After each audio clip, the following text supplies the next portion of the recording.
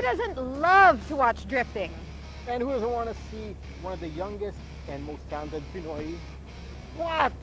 I'm making you gaya. I know! One of the youngest and most talented Pinoy F4 drivers, and not just that, he is a champion. Mind you, Sir Gabe Tayao. Ah, ganun. Well, did you know that there is one of the pioneers of drifting here in the Philippines? Boys and girls, today we are drifting with the expert drifter, David Feliciano! Oh, what? Yes! That's how you make an entrance! That is how you make an entrance. Oh my gosh, so today we want to learn how to do something like that, I think it's called burning rubber. Yes. Smell the flex. Smell the rubber. It smells okay. I was gonna say amazing, but it's okay. So David Feliciano not only drives these awesome cars, he builds them as well. And we are gonna get to know the behind the scenes and how Gabe Tayao became the Gabe Tayao and bagged that championship in the recent Asian Formula 4 Championship. All that coming up in this edition of Full Throttle. Don't get left behind.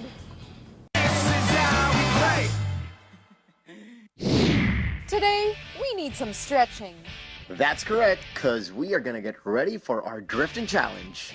In this challenge, the judges will determine our abilities not only to drift, but to show toughness and presence of mind. But before we start, let's try to know more about one of our competitors, the first Filipino F4 champion, Gabe Tayao. All right, Throttleheads, we are with the F4 champion, a 16-year-old F4 champion, if you will, Mr. Gabe Tayao. Welcome to Full Throttle. Thank you. Before anything else, man, how did you get into this whole thing? How did you start in the world of racing?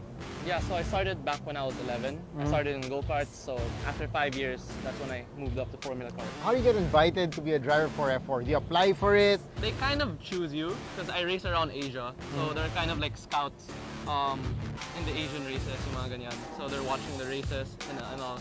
Totoo ba? Malakas daw sa chicks. Itong racing, saka F4. Sa iba. For other people, I think. Oh. Pero for me, wala naman. All right, Gabe, your message to the youth and everybody watching who probably want to get into racing. Yeah, it's overall a really good sport to get into. Improve personal development, makes you more mature. Teka nga, before we get too far with this conversation, basta kayo naman dito sa... This is your new drift car. Yeah. It's like your project car, of course. It's a project car, yeah. So drifting is next on the list? Yeah, it's next on the list. Let's try it out. Well then, before our training starts, let's learn more from our country's pride in drifting, David Feliciano. Okay, we'll make a challenge today. Wait. David, three of us. Baka matakot tong bata na to. Hindi naman. We'll probably just do a simple donut, and then from there, Kakain see. tayong donut. Hindi. Yung donut na nagde-drift kayo. Yun yung sabihin. Alright. Yun ang word namin. Kala ko yung donut na gustong upuan ni Sam. Ano, okay. Alright, okay, let's go!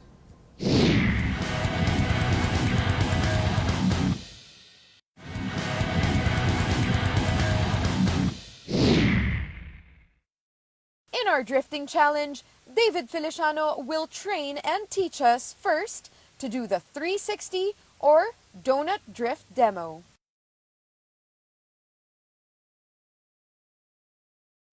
After our initial training, it's time to get busy with a drift car.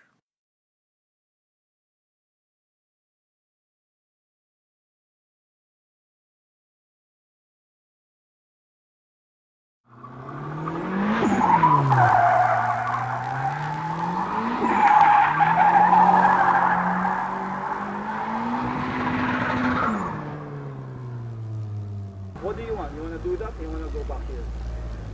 That's fine. This one is okay. Yeah. You're pulling off the handbrake. At the same time, you have to do that with the clutch, disengaging the engine to the back. So clutch, handbrake. Straight lang tayo.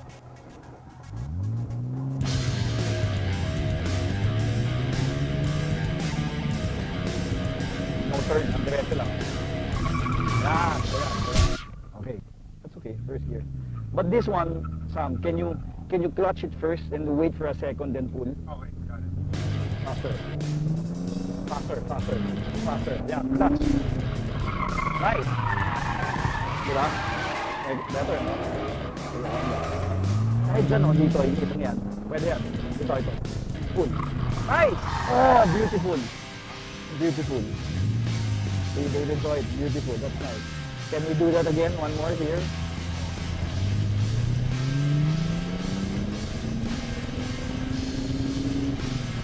Nice! Uh-oh, did Sam just hit a cone?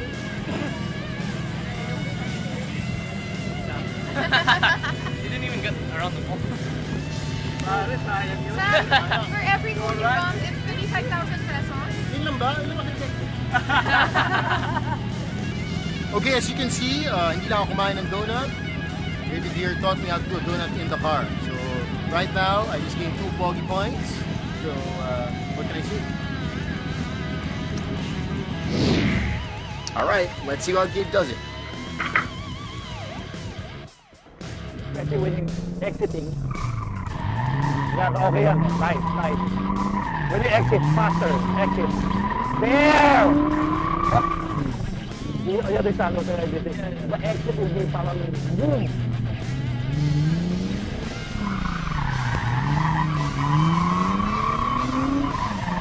There. Nice! Nice. See? That's what I want. Nice, you want?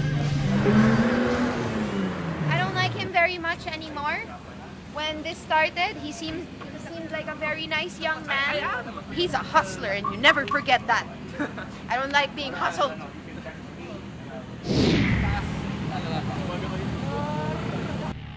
Let's go first where you're gonna turn.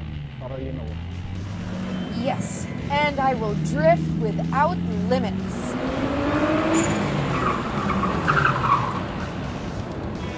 You have to go faster.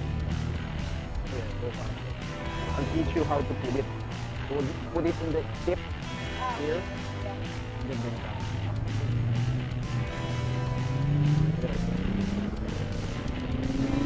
Pull. Yeah. Okay. Alright. Okay. One more. Pull. There! That's the one. That's what I need. That's okay. Can you do a donut? I'm gonna change the task. Para pantay lang. Let's do the donut here. Make a turn first and pop the clutch. What we do first is a take-off muna. Para tayo mag-focus lang tayo. Grab. Para start lang. Can you do that? Sige na. There. Grab it high. Let go. There. Beautiful. One more. Now, what we'll do, we'll add a turn. And the wheel. Let go. Hold. Gas. Hold it. Hold the steering wheel.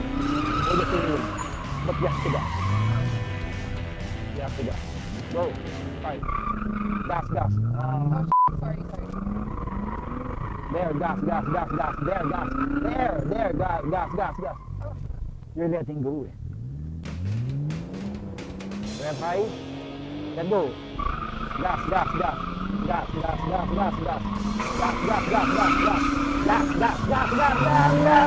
Oh, you're not gassing it. Don't you notice when you let go of the gas, the back starts to straighten out? Okay, you need to Jason, talagang galit so that the back keeps on ready. Rhian, 1 is enough, but 6 is a bit too much. I don't know, I like it. When you're sweating, it means you're working hard. Yes. So I'm really trying to understand the science of this. With all that practice, I think we're all set for the challenge. Not exactly, but I think I'm getting there. Okay, do the same thing. Ready? Go! There! That's what I like. Ganyan lang. Ganyan lang.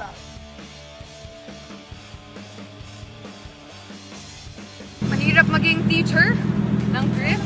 Kailangan ng maraming patience because this is kind of going against everything I've been taught in the past.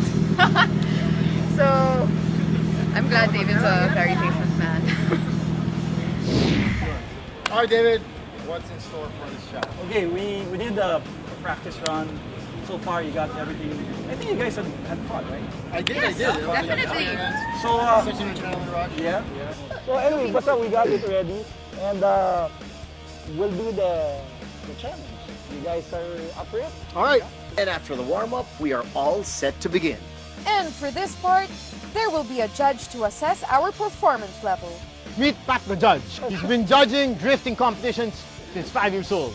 Okay, game. Let's get it on. So Sam, you look nervous. Do you think you'll win? Here we go.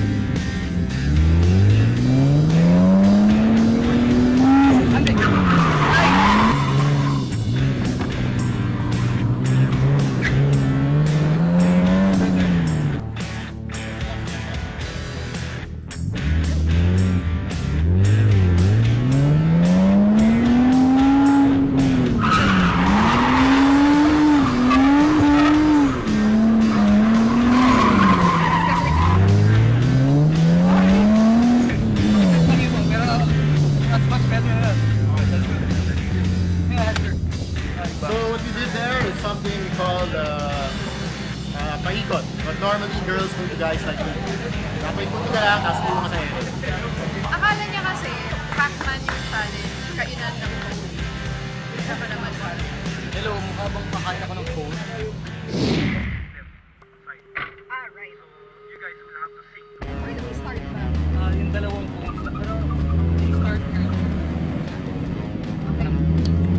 Okay. So what happens in this challenge is we go through these rules. Yeah. And then, sige. Tell me when to clutch.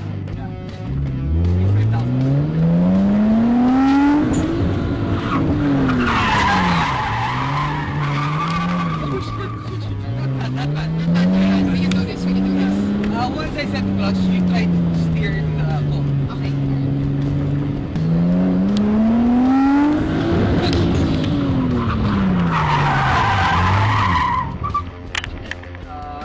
Once I set clutch, turn in. Okay. Turn in dun sa Kailangan may handbrake. We can't do it without it. no. Pag understeer ka, lalampas ka lang.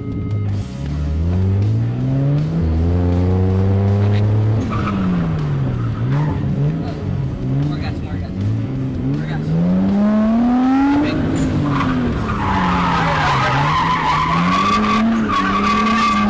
Go circles. Okay. Sige, let's do it. Stop our bit.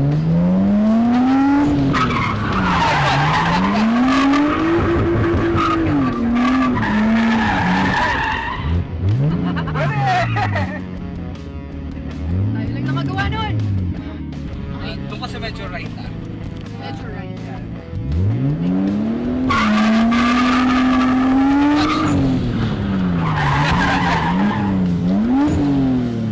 Shit, we're still on clutch. Yeah. Yun ang tamang ito. Okay.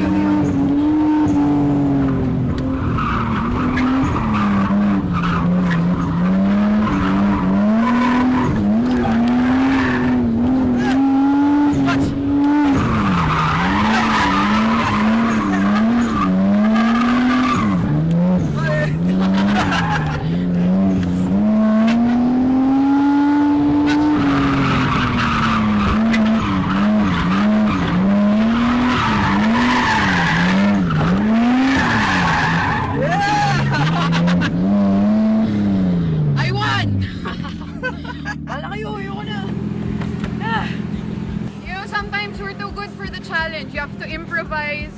show people how you figure eight and write your name on the ground.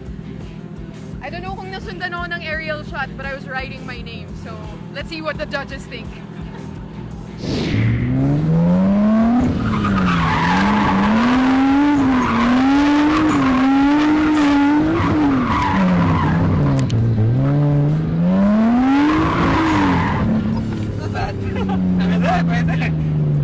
Well, right now, as you can tell, I am so not confident. I think Gabe really arrived here so ready to win this challenge. I think I did good. I did it, but I don't know if he thinks it's good enough. So I'll just have to wait and see. Okay, Throttle Heads, I know you're all excited to hear who's the winner. Alright, okay, for this round, Ako naman. Huwag na natin. Baka gusto nyo umalis na kayong dalawa kasi baka mapahiya. Baka mapahiya lang kayo. Hindi, baka mapahiya lang kayo. Wow. Nakakausap ko si Pat. I talked to Pat before this segment and he told me. So, Magkano ba? Magkano baka gusto nyo kayo na umexit na kayo para hindi na magkalukuhan dito. Ano yung mga promises na ginawa nito? Oh my gosh. Oh, okay, guys. Pat, sabihin mo na. who's the Para, real winner? eto naman ba? Gusto mo pahiya eh. pare, Gabe. Ay! Yun! F4 na, tapos sa drift, isa Guys, pa rin. this isn't really fair, you know. It's not really fair because, I mean, he's kind of on a different level. not really. I think I you guys haven't tried are drifting yet. good fight, right? I said, you drifted in the intro! We knew how the show was gonna end. Oo You nga. drifted coming in. May stylist pa ako kung may clothing, tapos daw sa drift lang, nakuha mo na yung mga girl na But you know what? Everybody had a really nice run today. I was looking at it. I think it was Potential just tayo. may potential. Medyo may edge lang siya. Nakaligo lang siya ng konti. Yun ang, Ah, alam mo kami yun mga pala. Indian problema namin dito. Pero buti namin siya. Kami, matagal na kami hindi naliligo. So, hindi ko alam na connected pala yon. So, now we know. I can't believe nag-reach Now and we- joke pa tayo.